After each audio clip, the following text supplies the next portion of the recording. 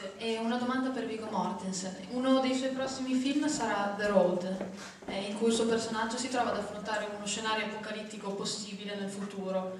E in Good invece si può dire che il suo personaggio affronti uno scenario apocalittico realmente esistito.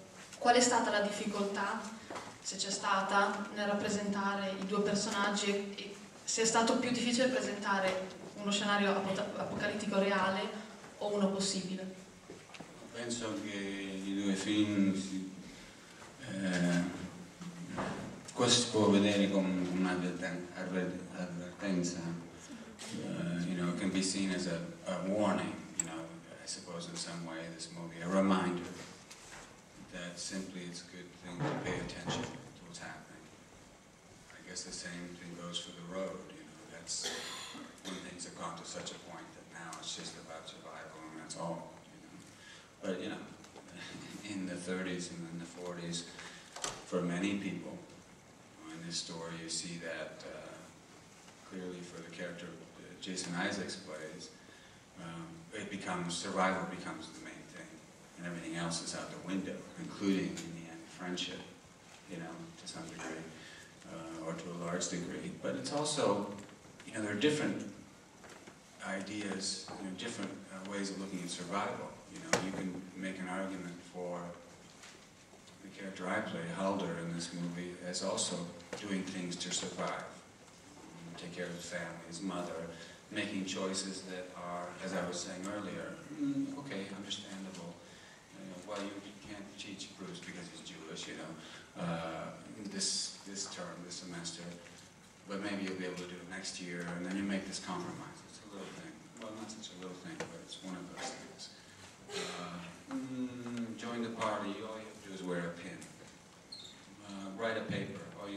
That's all I got to do is write a paper? Yeah, that's all I got to do. What else?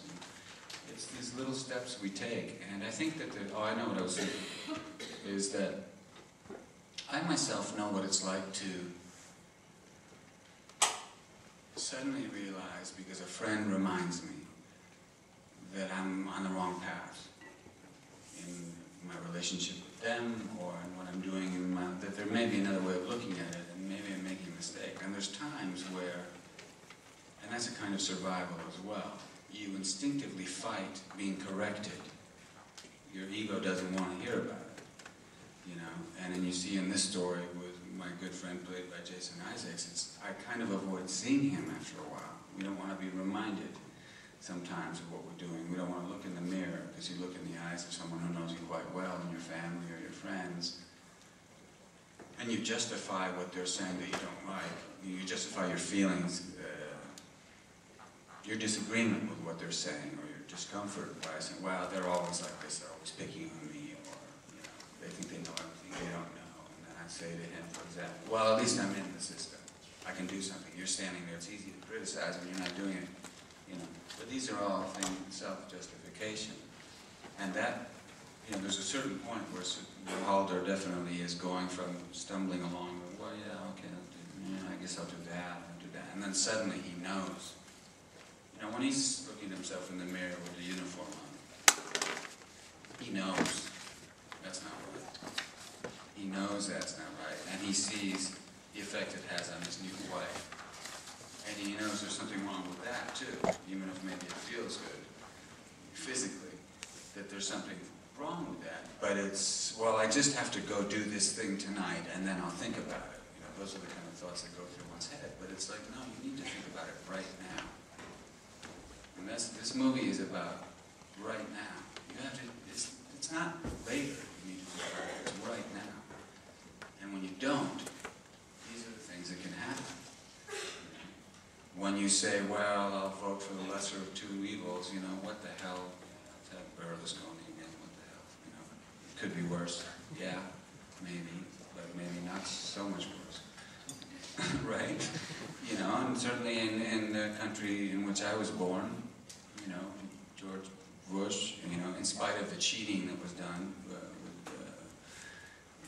with the electronic voting system and all the people that were disenfranchised in 2004, the bottom line is that almost half the country voted for the guy again. Out of fear, out of paranoia, out of all justified what they were doing. People like Hollywood justified what they were doing in Germany.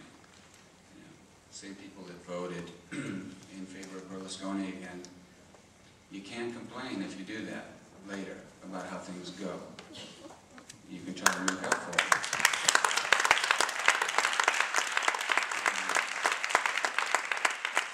But it's a serious thing to not take responsibility for your own life. It's a serious thing.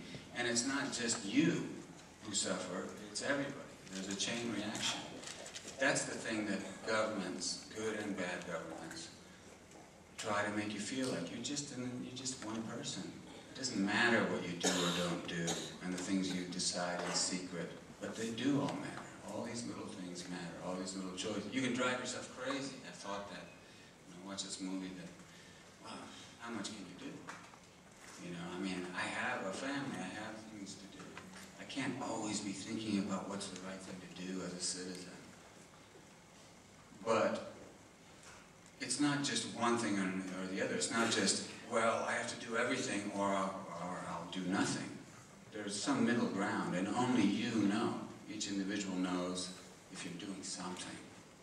You're doing more or less as much as you can, given the circumstances, or not. Only you know this. You know? And that's a lot of what this movie tells me.